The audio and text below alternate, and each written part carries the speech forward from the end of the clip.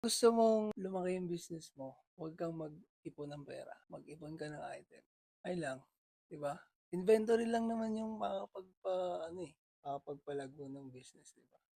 Kailangan yung marketing, kailangan mong scale up. Last question before we end this wonderful episode. What is the best financial advice that you've ever received? Financial advice coming from a friend. Shoutout sa'yo, boss. Evocative, Manila. Then si Troy, owner ng The Local Buckets. Kung gusto mong lumaki yung business mo, huwag kang mag-ipon ng pera. Mag-ipon ka ng item. Ay lang, 'di ba? Inventory lang naman yung makakapagpalago ng business, 'di ba? Sa ganitong industry.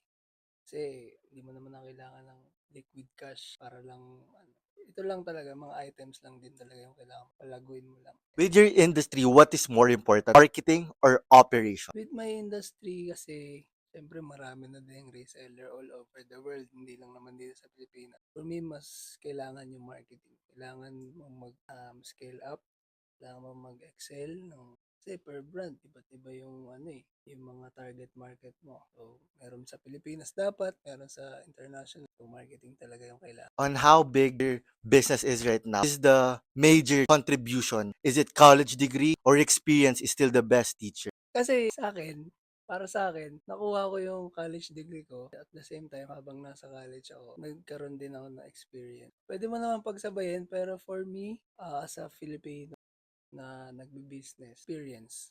Kasi kahit mga bata ngayon, marami na rin silang napapanood naman, di ba? Kaya nga ginagawa namin yung pag-vlog ng pagre-resell para din sa mga bata na gusto ring gawin yung mga ginagawa na. So, kapag na-experience nila, going up, kumari high school sila hanggang mag-college, masasanay sila, and then feeling ko naman makakapagtapos sila ng pag-aaral dahil makaka-start sila ng experience. If you would make a formula of your success, what would it be and why?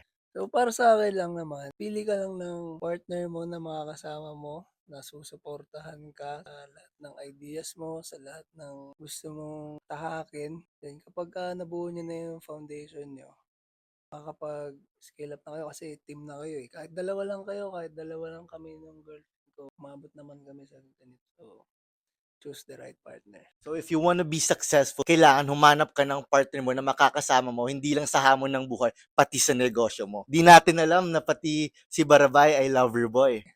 Pleasure to have you, sir. Thank you, bro.